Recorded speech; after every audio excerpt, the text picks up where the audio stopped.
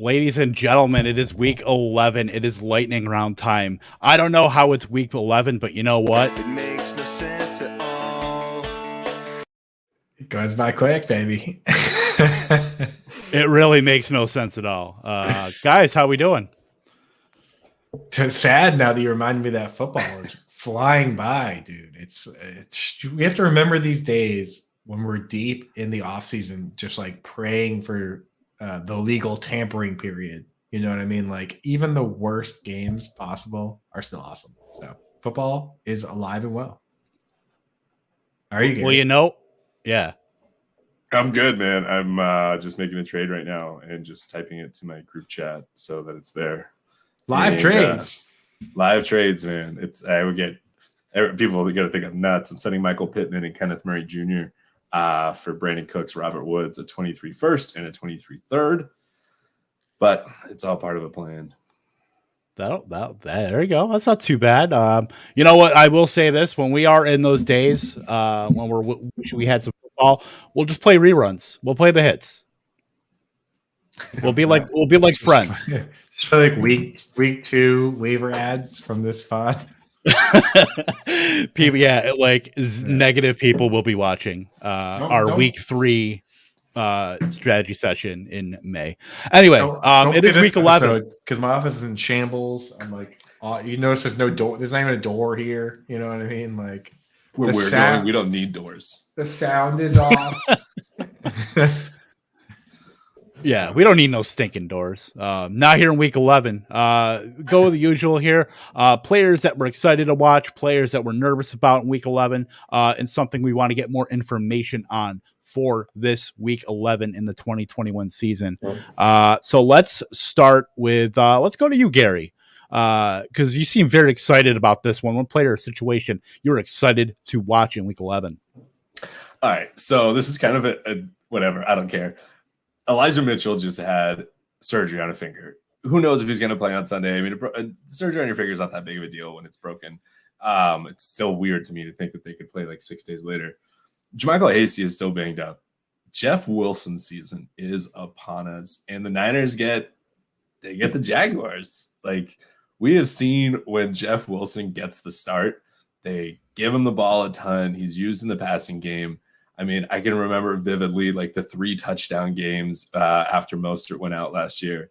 I'm excited for it. I'm really sad that I think I dumped Jeff Wilson in various leagues for some random reason, just because everything went crazy last week and I had to pick up like D'Ernest Johnson or Mark Ingram or something, but I don't care. I'm excited to see what happens. Even if it's a homer pick, I'm not sure if that is. I think that Jeff Wilson is a legit starter in many leagues. Scott Fish, like I'm down Melvin Gordon. I'm down Aaron Jones. I'm down Elijah Mitchell. So it's going to be Jeff Wilson's season. I'm here for it. Yeah, I mean, the thing is that offensive line is amazing. I mean, Trent Williams once again last week was the number 1 graded offensive tackle in the league, right?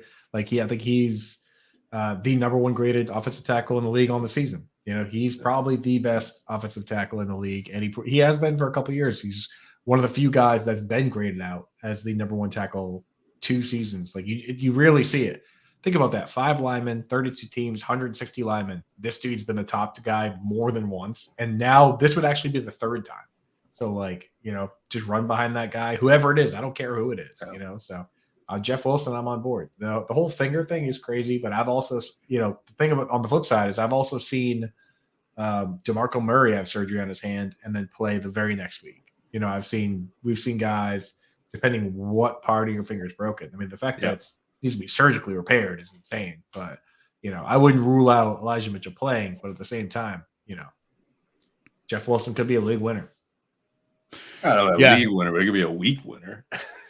I don't know, man. I mean, like the thing is with these hand injuries is like it's a pain tolerance thing. Probably if they're saying he might play, it could easily be a situation where they go to let him play and they're like, oh yeah, you can't play. Like we've done that. I mean, like I don't know how many times like through sports in your life, like they've been like, oh yeah, we'll see, we'll give it a shot, and it's like no. It's the answer is usually yes or no with these type things. So it could be a situation where they're just like, yeah, we tried.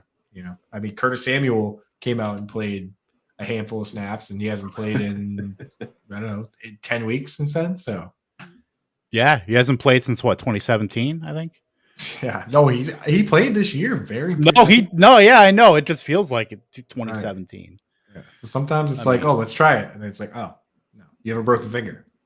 Yeah, not happening. Yeah, Wilson's been a league winner before. I'm not going to put it out of the possibility that he can't, that he can't be a league winner right now. He's got a good situation. We know Trey Sermon is pretty much dust.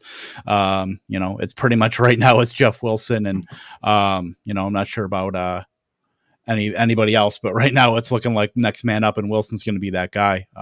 He got Mitchell got a lot of that carry in the fourth quarter too. So Wilson was right in there mixing with him even when Mitchell was healthy. So maybe that was something where I'm not sure when Mitchell did that, but he certainly mixed in. So absolutely bore down Jeff Wilson. That's a guy that you really should be in more consideration for a job as far as being more involved. But it's the 49ers, they're going to be competing, they're going to be a good offense, and games aren't going to be won on Jimmy Garoppolo's arm, even though all you got to do is really just throw across the line of scrimmage to Deebo Samuel and let him do his thing, or throw it to Kittle in the seam. That's pretty much been the offense right there. But as far as running the ball, it's Wilson's looked pretty good in any time he's really gotten extended runs. So all aboard that. For sure. Yeah, and I will go with mine. We'll stay in the NFC West. James Conner, and this is really contingent on Kyler Murray coming back, because last week, week 10, they just got behind Carolina. Cam Newton fever pretty much hit and sunk the Cardinals, and then they ended up getting into their third string quarterback, Chris Strafler. It was just bad news for everybody involved. They got down into a 17-0 hole, and then kind of went from there. But James Conner, he still carried about 57% of the routes. We were wondering, after he ran 66% of the routes when Chase Edmonds was out, he played one snap the week before, whether Conner would be able to hold at least some of that receiving work. And he was out there. Perhaps that could be game script dependent there, with the Cardinals being out and really, mixing in Benjamin. But I am very bullish on James Conner as long as Edmonds is out, being that low end RB1, especially if he's going to be getting all those red zone touches that we know he's been earmarked for, even when Edmonds was healthy. So, adding passing down utility for James Conner is just an absolute win for him, in an offense that, if they get Kyler Murray back, should be, just going right back to just being one of the best offenses in the NFL. Yeah, Eno Benjamin did not step up, and Rondale Moore also didn't take over much of that role. So 0 backfield snaps, by the way. Mm-hmm. So there you go. James Conner, I'm all in. And shout out to Jordan Lute, man. Jordan Lute sent out probably the tweet of the year when he said, I'll retweet it again.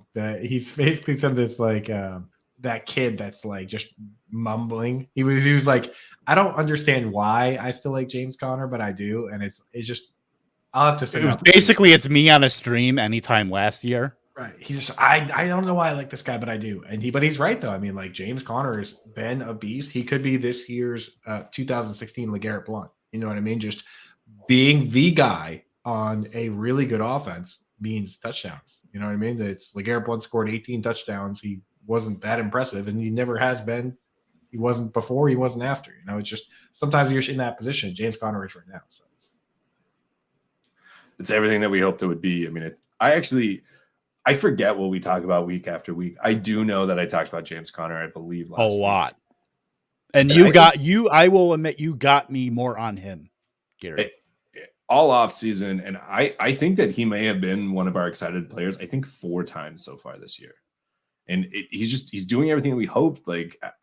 I'm frustrated in a league that I was going to keep him, and then I decided, no, I can't do that. I'm being silly. And now it's just dude, he's legit. It's fun watching him, and he's good. He's what we thought he would be. I'm that tweet. I'm sending it out right now. Awesome. So anyway, so I'm going to send that out. But so my pick for this week is, we could play players of situations. Mine is a situation. It's a game, and it's the Cowboys at the Chiefs, because so many times this year we've been robbed of what should be amazing matchups, right? Like, you have situations where it's like, Aaron Rodgers gets COVID and he now all of a sudden that gets devalued, or Kyler Murray misses the game, or we had another good game. I think it was maybe week 8 or 9, Titans Rams, and you don't have Derrick Henry, right? Or, it's like just these games that on paper, when they made the schedule, you know why they made them, and then they're not awesome. Like finally, we get a game that all the stars are there. I mean, I know we're missing CEH, but you still have Michael Gallup's come back just in time. You have Gallup, Amari, CD, Zeke, Tony Pollard, and Dak all on one side of the ball, including Zach Martin and Tyron Smith, who were out last year, who were top 5 linemen. Then on the other side, you have the Chiefs, man. You're missing CEH, but you have Tyreek, you have Travis Kelce, you have Patrick Mahomes. I mean, should be a fun game. The over-under is like 56 or 57, something crazy. The spread's only like 1 or 2 points. Like these are the games that we should have so many of them, and we've been robbed of so many this year. So like for me, that's what I'm excited about. Like this is what I want to see. Gary, I want to know right now who wins this game. Chiefs, Cowboys. Here you go. Oh my god! Like instantly, we all do Chiefs, and then I was like, no, it's Cowboys, and then I was like, that's just stupid. It's Chiefs. Right. But it's tough because is it the Chiefs? I really just want to bet the over. That's all I care about. I just want to watch like this awesome, amazing. I want to watch Chiefs Rams. Right. Like, and this is the best thing. Mexico City. As fantasy fans and as like pseudo neutral fans, I mean, like there are teams I root against or players I root against, but like this game, I just want to see fireworks because like we've been robbed of that. So let's get it. Let's get a crazy game. Yeah, we absolutely deserve it. We haven't had, that Chiefs Packers game. That was a game I wanted to go to, and I was trying to convince Aaron to, let's just go get some tickets and just go to this game, and it's going to be awesome. I'm surprised. I mean, 56 over under right now in that game for Dallas and the Chiefs. So, it's definitely going to be exciting. We all win. In this, if this game goes as we think it's going to go, we all win. For sure. Yep. Before we get into player situations we're nervous about, AJ Dillon and Deontay Johnson for Jamar Chase. Don't know if it's PPR or not. I'm going to assume it is for this.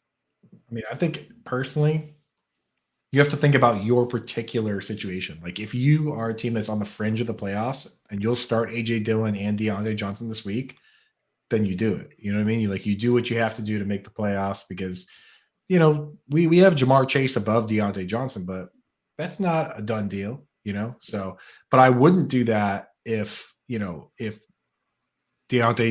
Dillon isn't going right into your lineup and you don't need it. You know what I mean? Like, because you might not be able to start AJ Dillon down the stretch, and now you're just lessening your playoff roster. Right. I mean, he said he's 6-4. So what do you guys think? I mean, like, do you take the downgrade there at wide receiver to upgrade for the next couple of weeks, or should you just focus on the playoffs?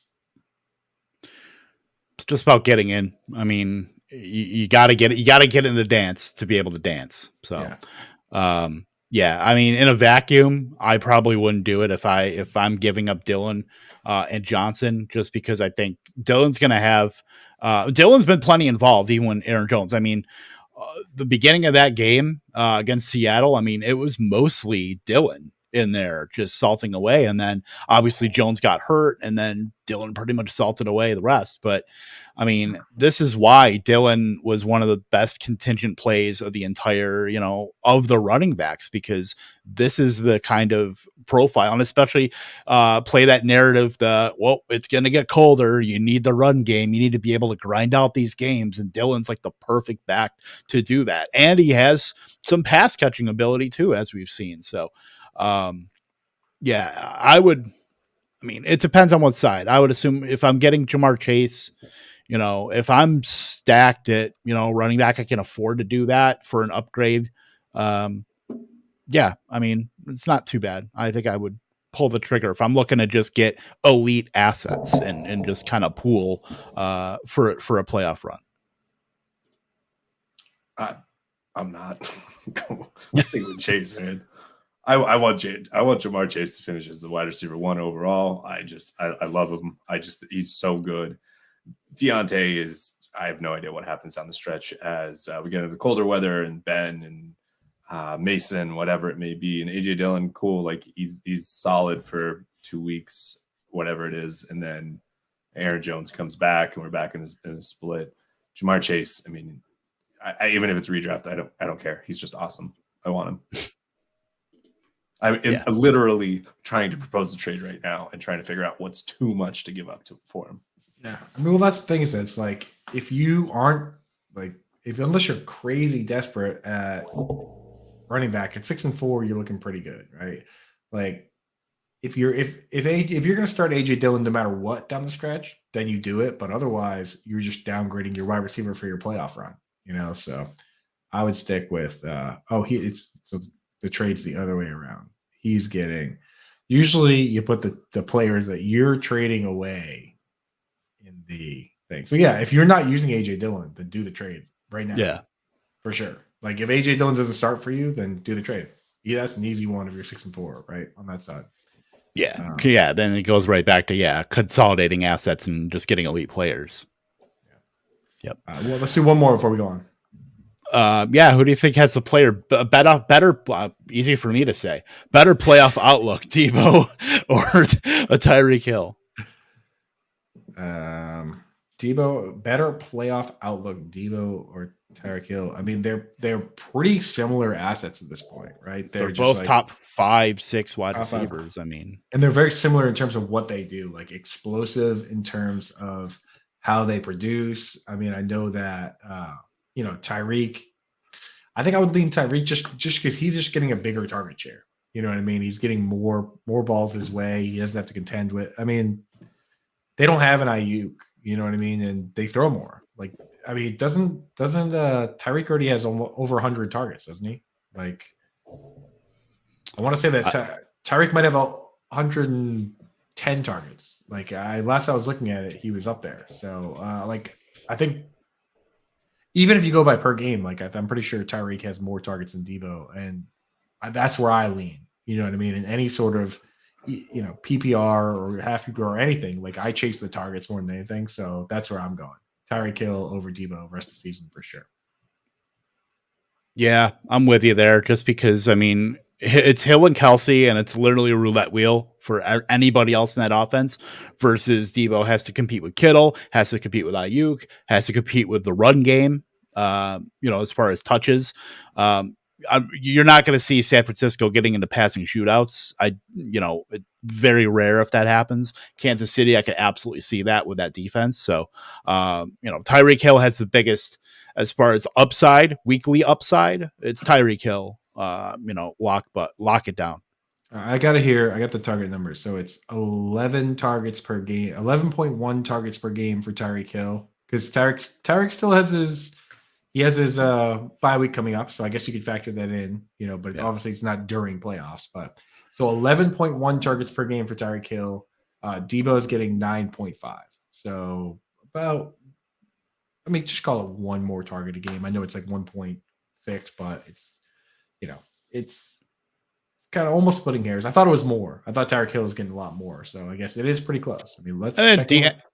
Yeah, I was gonna say just Debo, closes the gap a little bit with his run game usage too. So, but still, I'd still take Tyreek. I mean, I'm looking at it right now, actually, and technically, Tyreek has more rushing yards than Debo. Debo has 2 touchdowns, but 61 yards for Tyreek to 58 for Debo. But let's check in with our resident, super unbiased 49ers fan and see what Gary thinks. Gary, Tyreek or Debo? Tyreek. I almost just said Debo by default. No, he wants to play both sides of the fence. We should have just went to Gary first because when Gary says non-49er, then that seals the deal. I mean, Debo's awesome, but like, how good has Hill been with Mahomes having like a stretch of like crap games? And even in one of his worst games, Hill still was 12 for 96 and a touchdown. Like it was just insane. Hill's always going to be there, and he's going to have these massive blow-up games. I maybe I just have a blind spot for how good Debo has been. I was looking at somebody I can't remember who it was. It was like, if the Niners make the playoffs, does Debo get MVP? And I was like, that's not. I saw a Coop. You responded. I was like, he doesn't pass. He needs to start passing some touchdowns. But I mean, he's that good. It's Tyreek Hill. He's awesome. Debo, you have no idea what could happen with that offense. What if they switch to Lance? Whatever. Right. And I'll just say one more thing and then we'll move on.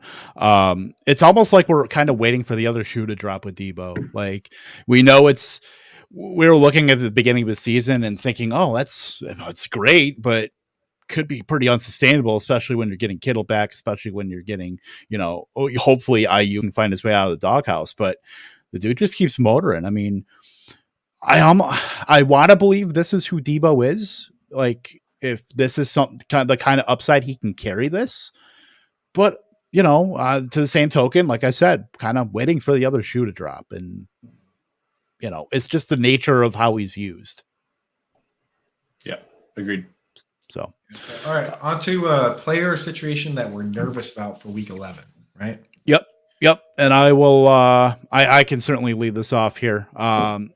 Player situation. I mean, I know we're going into the Chiefs-Cowboys game, but as far as usage goes, I'm very concerned about the Cowboys as far as how they are divvying up these routes now and getting on the field with Michael Gallup back. Week 10 routes with Gallup's return. Cooper stayed pretty much 89% routes. Lamb 59%. I believe he was only at 44% snap share, and Gallup was at 56. We saw Lamb score 2 touchdowns. I mean, that's great, but and Lamb did pretty much stay out there. When they did go to 12 personnel, it's a little bit worrying, but there's going to be enough volume, I think, to still carry these Dallas wide receivers. Certainly Cooper, certainly Lamb, but I mean, it's going to have to take some crazy efficiency for Lamb to keep the run that he's been going. So just a little bit of trepidation there. I think in the long run, all these guys are going to be great. Gallup is probably the one that kind of loses out a little bit, and you could throw Dalton Schultz as somebody who I think could lose out in the long run as well. But it's a little bit concerning for me, but especially this week where volume could carry the day, probably not as much of an issue as it is maybe against go against other teams, that certainly don't pass as much and control time of possession. Worth noting that CeeDee Lamb did leave the game with an arm contusion, so He did miss some of that game. So it wasn't, the raw snap numbers, I guess, got to factor in that he left with that injury, but who knows like what that injury holds and where he'll be after this, It seemed like positive news, I thought, coming out of it, that it was the arm contusion, but it shouldn't stop him much moving forward. Yeah, so I think he was walking around handing out like gift cards, right? So did you guys see that?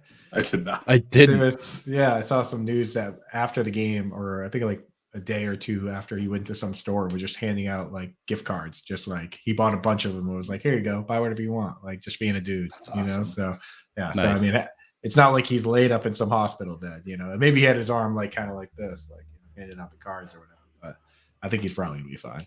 He wasn't wrapped up like in like cellophane or whatever, or like foam like Russell Wilson was with his thumb after surgery. Yeah, so I think he'll be fine. Schultz is the one I'm worried about. 2 targets. But the positive for this, man, Dak's going to be a back half. I don't know what podcast I was listening to. I think it was The Athletic with Robert Mays, and it was like Dak for MVP back half of the season, and it totally makes sense. That offense is just awesome. It sucks for the individual players because you don't know potentially what's going to happen, but Dak is just going to be on a tear. Oh yeah, I mean we're for it. We got him in the league, so Yep, for sure. So mine that I'm worried about is I'm a little worried because I've told people, there's some people out there that come to me for some tight end advice, and I've been deep in the Dan Arnold game, and I get a lot of Dan Arnold myself, and I think his deployment's been good, his usage has been good. They traded for him, they made him a focal point of the offense. He's pretty much led the team in targets over the last 3 weeks, but James O'Shaughnessy returning is just kind of annoying. When you think about how they have 3 wide receivers that they're using a ton, Jamal Agnew, Laviska Shenault and Marvin Jones on the outside. Like the whole value of O'Shaughnessy week 1 and now Dan Arnold week now is that they were playing a ton of slot snaps, playing a ton of wide receiver snaps, right? Even if they, obviously O'Shaughnessy is not going to take the full job. It's not a linear depth chart, but if he even takes some of those snaps, it just cuts into the upside. You know what I mean? Like you don't want to see a rotation at the slot of a Jamal Agnew and Arnold and O'Shaughnessy. Like that just kind of, it's just too annoying of a mix. You don't want 5 pass catchers on the team. Ideally, you want 2. You know what I mean? You want Tyreek Hill and Travis Kelce.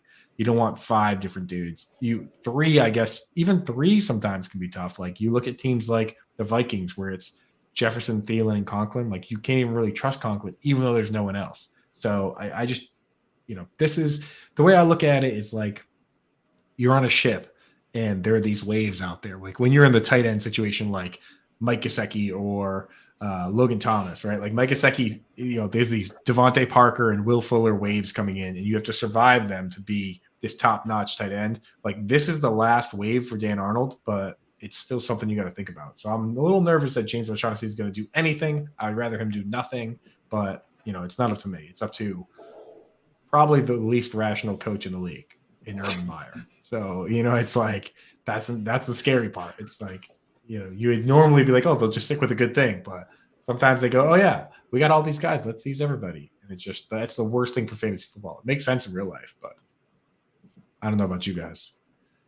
I mean, they made a point to go out and get Dan Arnold. And so I don't know. I feel like he's built that trust and that rapport. I can see the nervousness of them just having somebody come back in, but I don't know. Dan Arnold's just been good. Like, I feel like it's hard to move away from him, kind of staying in the it's not a flame. It's like a soft burn. I don't know. So you think he's in the trust tree? He's up there. Yeah. They pinky promise each other that they're going to do their best before the game starts. I hope so. Yeah. I mean, hopefully Arnold's the one that's giving Urban Meyer the ride to the bar. I mean, that's pretty much what you're hoping for here. Maybe he should start having breakfast with Urban, but last 3 weeks he's led Jacksonville. He's had the highest target share, 23%. He's led the team in pretty much every major receiving category. I mean, 7.5 targets per game in the last 5 weeks. He's been a top 13 tight end in 4 of those 5 weeks. So, I'm all aboard Dan Arnold. It is concerning about O'Shaughnessy. Hopefully he doesn't Albert O Dan Arnold, which is pretty much Albert O has come back in and snapped Noah Fant shares down to about 65-70%, and pretty much, I wouldn't say rendered him useless, but it's not what you want. As far as if you're starting a tight end weekly, Dan Arnold is pretty much the guy that he's come on, but because he has that kind of stink where he plays for Jacksonville, not a lot of people are on him. Like he's still only rostered in like 33% of ESPN leagues, even after this pretty extended run that he's had. And Jacksonville did go out and get Arnold, so there is that. But I mean, the last wave, as Coop said, with Arnold. We'll see what happens, but hopefully he can kind of weather that and stay in the old trust tree. Yeah, there you go. He's on the trust tree, on the boat, in the ocean, last wave. There's a lot of metaphors here. So yeah. So I just thought about that. It's funny. Gary, he's in the trust crow's nest right now on the boat, and he's just he can see the gold doubloons at shore in fantasy playoffs. So let's just make sure that pirate James O'Shaughnessy doesn't come and steal it. So Gary, what do you think, man? What are your pirate takes here? Did you guys remember? I just got the notification. Hard Knocks in season starts tonight with the Indianapolis Colts. I didn't know that was a thing. Yeah, they just started doing it this year. I remember them announcing it at the end of Cowboys in August. It's with the Colts this year. Well, for the first time. Anyway, speaking of trust or lack thereof, the Falcons offense is just pretty scary this coming game. I mean, on Thursday, they're going to play the Pats, and the Pats defense has been legit. They do really good at scheming something out of your offense. That's always been the narrative. And I mean, what's the offense going to be? It's Kyle Pitts and then Olamide Zacchaeus. Did I say that backwards? And then Tajay Sharp. I mean, there's Cordell Patterson's a game time decision. Who knows if he's going to play? I mean, I feel like if he's playing, that at least helps. But like Mike Davis is nothing, and Wayne Gallman. I mean, I don't even just another guy. I mean, just like Mike Davis. What are you trusting? I mean, that offensive line is going to get mowed down a little bit, and then the Patriots are just they're going to run up the score on this. I mean, we saw what they just did to the Browns. I'm nervous as hell for all of it. I'm not playing Ryan. Pitts, you probably have to play, right? I don't know if you have a better option. I mean, he has such upside, but like other than that, I don't know, man. I'm just staying away from all of it. Cordero is the only person other than Pitts that I would consider, and that's literally because I have a league where it's either him or Ty Johnson because of just bye weeks and injuries and stuff. And he has an ankle injury, so it's like he might not be ready to go. You know, it just as Mike Davis owners, you got to be pretty sad that Wayne Gallman came in and played with the ankle injury. Like that was your only hope, really, and it didn't work out well. So that stinks. I mean, my take on Pitts has always been the same since the start of the season. You know what I mean? Like if you were going to tether yourself to Pitts, drafting him where you had to, which was basically the fourth tight end off the board. Maybe somebody took Hawkinson or Andrews, and then you took him. But you invested a serious amount in him, and you had to be committed to what he was going to be, which is he is kind of the best case scenario of what you had hoped for, which is, one of the best rookie tight ends of all time. But in that situation, you spent so much draft capital on him that you have to start him in the bad matchups, right? It's like, maybe you're hoarding backup tight ends, which you probably shouldn't be expending your energy on that, which was my whole point in the first place. Putting him as a tight end 6 behind, Kelsey, Kittle, Waller, Andrews, Hawkinson, that whole crew is that you probably weren't going to get him there, but you would take him if he slid that far because it wouldn't be as expensive for you. But if you're going to make that commitment, you made that commitment a while ago and you got to stick with it. So you're starting Pitts and you got to just shut up and like it. So there you go. Yeah. Made your bed. Now I got to lie in it. That's exactly right. Yep. Exactly. Like, right now, this offense is just, we'll certainly hope Calvin Ridley takes care of all his issues and, hopefully he comes back at some point, whether it's this season or next season. But for right now, this Atlanta offense is pretty much hands off outside of Pitts. It's pretty much a rotation outside with Zacchaeus. They even got Frank Darby involved. Frank Darby hasn't been involved the entire season, and they got him involved. So right now, they're just looking for anybody to pretty much spark. Even Russell Gage, you can't really trust right now. Russell Gage had a 7 for 64 week 9 and surrounded that with 2 catchless weeks last week and week 8. So you can't touch him. You can't really touch Tajay Sharp. It's gross. Yeah, and then you can't start Matt Ryan. Russell Gage is in the same boat as like Zach Pascal. Like unless you get points for snaps, then you're shooting for a pretty low ceiling, Yeah. Not great, Bob. Not great. All right. I'm just gonna keep going if that's okay. Well, hold on. We can't get into this next segment until Ev introduces it and plays the clip. That's right, because we want to know there are things that we're looking to get more information on in week 11. I've got information, man. New shit has come to light.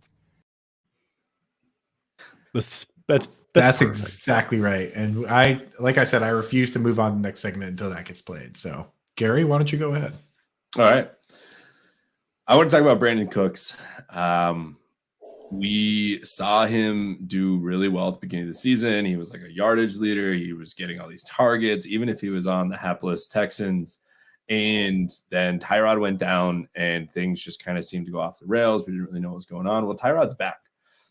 Tyrod didn't do much against Miami last week. So Tyrod played week 1, week 2, and week 9. But in those games, he has Brandon Cooks has averaged over 10 targets. And I want to see if this can keep going. He was somebody that at the beginning of the season, we felt like you had struck gold is like a really strong term, but you had gotten like some nice bronze that you had found somewhere and you didn't spend a lot for it. And you were like, sweet, I gotta kind of set it and forget it. Possible, wide receiver 2 pretty much for at least through the first few weeks. And then everything kind of went off the rails again. But if he's going to be getting a target share, we know that they have some okay matchups. Tennessee is always super confusing, but they have the Jets, they have the Colts. And I can see a world where Tyrod's just going to lock onto him because what else do they have there besides like Nico Collins and David Johnson? Mm-hmm. So I'm hoping that he's going to be a back half, player that, if 4 weeks left before the playoffs, that he might be able to give you a little bit of a push. I originally was going to talk about Tyrod, but I just realized how bad his numbers were. And really, I only wanted to talk about Tyrod to talk about Brandon Cooks. And here we are. I'm putting my money where my mouth is. I actually just traded for Brandon Cooks just to see what will happen because we know how good he can be. The perennial 1,000-yard receiver, bounces around team to team. I don't know. Maybe I'm just being overly optimistic. Maybe it's that shiny new toy just got onto one of my teams, but I'm excited to see what he can do with Tyrod back Tyrod, because Tyrod, I mean, he seems like he could do something with one person, just not an entire team. I mean, if you just think about the way Brandon Cooks is and has been, this has been a quintessential Brandon Cooks season. Yep. Where technically, even if it was still a 16-game season, he'd be on pace for not just 1,000 yards, but 1,100.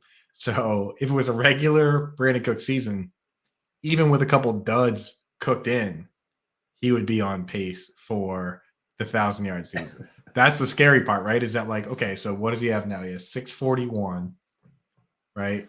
So he would only need 359 yards to get to 1,000 if there was a normal 7-game left season. So he could average 50 yards a game and get there, which would be his standard season. That's how he does it. It never looks awesome, but he's a good best ball pick. And right now with, like you said, with Gerard coming back, I'm on board.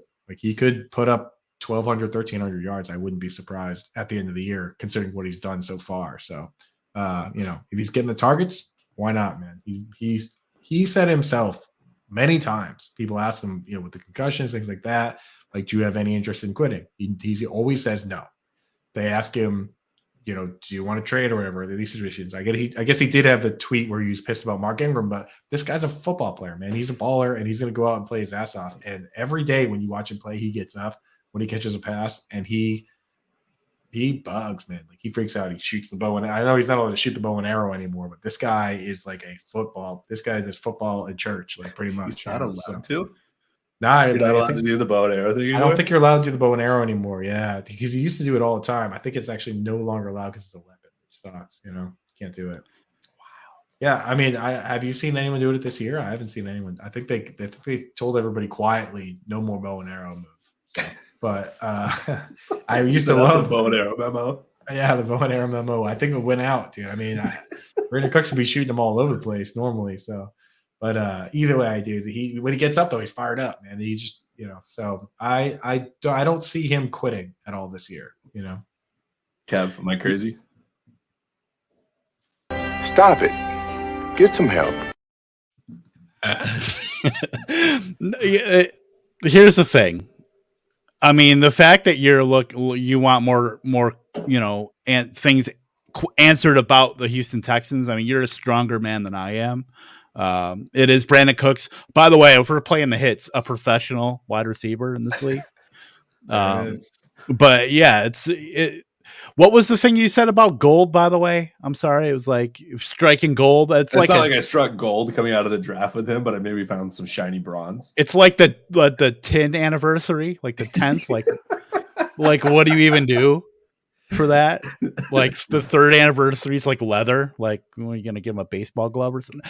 No, it's yeah. I mean, Brandon Cooks is the one kind of beacon of hope on just a ghost ship of just awfulness when you're looking at fantasy options. And look, Mark Ingram got the hell out of there, and now he's moderately relevant. I mean, way more relevant than he would ever be. With Houston. So.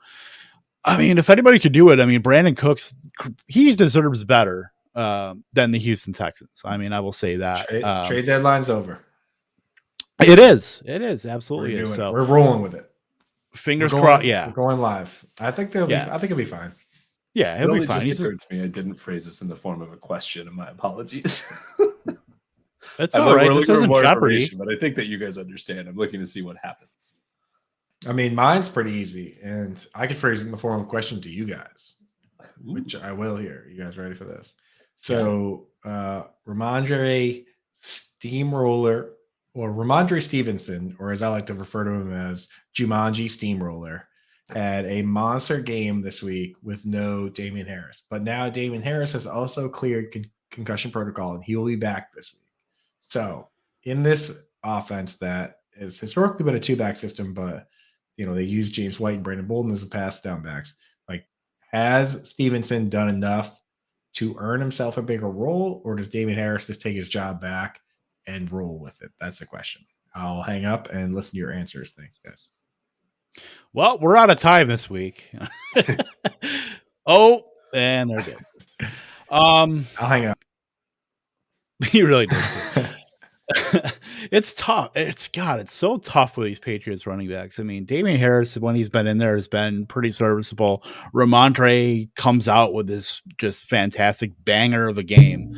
At this point, it might be where they mix both guys in and just saps fantasy. I mean, Bill Belichick doesn't give a shit about us playing fantasy. That is literally the last thing he is thinking about. I think he actively has disdain for us. Right. He just does things out of spite. Like he'll play Brandon Bolden just because. He'll be like, this will mess with those fantasy nerds. Throw JJ Taylor in there for like 2 drives.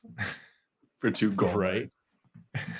Yeah. He just does not give a shit. But yeah, it would not, that's one thing. It's just so fluid. It's just literally up in the air that I wouldn't be surprised either way. If I had that decision, I don't even know. I just really hope I'm never in that position. I have to make a choice like that. But you got 2 good running backs. That's 2 more than a lot of teams. So, I mean, worst comes to worst, you use them both. Who gives a shit about fantasy? And do whatever you got to do to win games, because right now Mac Jones is looking pretty good right now. He's been the best rookie quarterback of all of them. And who knows, the Patriots could make a run. I don't mind the Patriots. I mean, I think they've got enough pieces where they can. I mean, Jacoby Meyer's got a touchdown. Anything can happen. I don't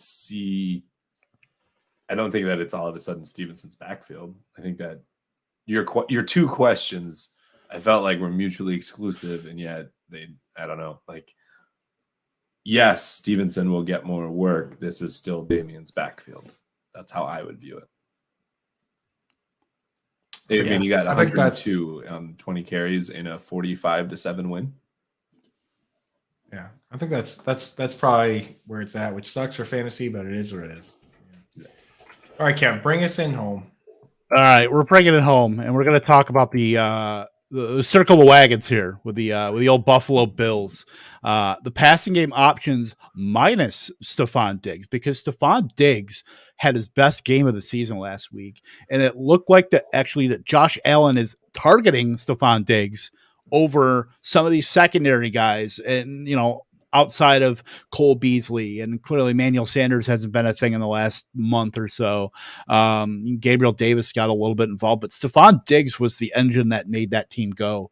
He led the league in air yards last week, 46% target share, 45% targets per route run. So, I believe he had 13 targets. I mean, the dude was just unbelievable. And look at the Buffalo just put foot to throat against the Jets. So maybe that's the recipe. That was the recipe last season, where Stephon Diggs had just a crazy second half. I want to see if this is something that they continue doing and realize. I mean, I know it's so difficult with teams wanting to just take him away. And, the whole rage with the NFL right now is a cover 2 shell. But Stephon Diggs, get your best player involved and good things usually happen. It's hard to take him out of games. I don't know. Maybe I'm wrong in saying that because of how he's been so far this season. But I think if they made a concerted effort to get him the targets, that he's just going to have an awesome second half of the season and beyond. I mean, he's so good, and that offense clearly, well, it feels like that offense has stuttered a lot throughout the season, which I guess the Jaguars game and stuff, it did happen, but I think they're just going to start going. And once they're chugging along, I mean, Diggs is awesome. My biggest question mark for me is Manny Sanders out of that offense, and just like, what the heck is he after what we saw he could be? And I'm excited just to see what they do in the back half of the season, and all starts this week. Yeah, I mean, I have no like Diggs. I think is this week kind of showed that like Diggs is the guy. You know what I mean? He's locked in. It's the rest of those guys that I have been concerned about, especially Dawson Knox. Like out of nowhere, he blocked on 8 pass plays, which that is like Tyler Conklin zone where, yeah, it works fine in good matchups, but in bad matchups, especially when you have like that many other options, blocking on that many pass snaps absolutely crushes you. Like that's Tyler Higbee last year was blocking on 8 pass snaps a game, and that's 100 pass snaps, really. If you think about it, I mean, more than 100, right? So it's like, yeah, they had not been using Knox like that. He had not blocked on more than 4 pass snaps in a single game coming up to this week, and now all of a sudden he blocks on 8 because with a banged up hand. That makes you wonder. Like I was worried that he might not play a lot of snaps, which would have been fine. It would have been like, okay, he didn't play a lot of snaps because he has a banged up hand. Instead, Dawson Knox played more snaps than Stephon Diggs did. He played more snaps than any wide receiver did, and they asked him to block on a bunch of pass plays, and he got 2 targets. Like that is way worse than not playing. I'd rather he not play at all. You know what I mean? Like that's terrible. Like that's awful. Like when you have him go out there and play tackle, that's way worse, dude. I'd rather him just come back at some point and be good than for them to be like, oh, your hands hurt, so you're just gonna block. Like that's a very counter. Like, what are you doing? Right. At least if he didn't play, you could have started somebody else. Like because he played, you started him, and now he's playing, and now you got decisions to make. It's not good. So that's the guy I'm most worried about. Like Cole Beasley has banged up ribs, and they kind of gave him the week off. I think Beasley's going to be fine too. So yeah, Gabriel Davis is he's just a guy. So he's a milk carton. Milk carton. Yeah. So I mean, I trust Diggs and Emmanuel Sanders more than I trust anyone else. It's not even close. You know. Yep. Yeah. Well, we'll get out of here, and we'll just answer this last question. Let's see. I mean, I'm not even gonna read it because I just want to say it really just depends on context. I mean, I don't know what your record is. It's a lot of players. I say you stay tight with what you have, man. Kamara, right? Jonathan Taylor. Like if that's your team, then your record's pretty good. You have Debo. You got to be 7-3, I would say. Easily with Jonathan Taylor and Debo. I mean, like, yeah, you're good, Lee. Like, and I imagine your tight end's good if you're not even mentioning him. So, I mean, I would stay with what you got going on, man. Unless Gary, what do you think? So this to me brought up more of a question about Kamara. Where does Kamara rank rest of season among the running backs? Is he top 3? Is he 4 to 6? Is he below that? Probably not. Top 5. Because you lost Aaron Jones, top 5, right? Because you lost Aaron Jones, Dalvin Cook. I mean, like he's got something going on in the background that I'm a little concerned about. But it's like, who's the number 2 running back right now? It's clearly Jonathan Taylor. And then CMC, Taylor, Dalvin. Throw Eckler in there too. Taylor, but okay, Taylor, CMC, Dalvin, probably Najee and Kamara. I think that's a solid top 5. I have Kamara ahead of like Zeke and Mixon. Just because his pass catching capability far goes beyond what they're capable of. Like, there's no just because of the way the Cowboys operate, there's no reason for them to throw one running back 10 passes, right? Like, they're just not going to do that. And Mixon, he's never been a guy that's ever got 10 passes. They just don't do it. Like, in any given week, Kamara could get 10 passes, or they could just say, okay, it's Kamara week, and there you go. So. And then one more, just because it came in, we'll do this real quick. Mike Davis, Mike Williams for Tyler Locket. Absolutely, I would take that immediately. I would rather have Tyler Locket. 100%. Yep, I agree. The struggles with Tyler Lockett, you could at least tie to that period with Geno Smith. Right. Right. Like with that's a lot more. You know, that's more cut and dry than Mike Williams right now, who, geez. Yeah. Terrifying. Yeah. Yep. All right. Well, we will hop on out of here. This has been week 11 lightning round.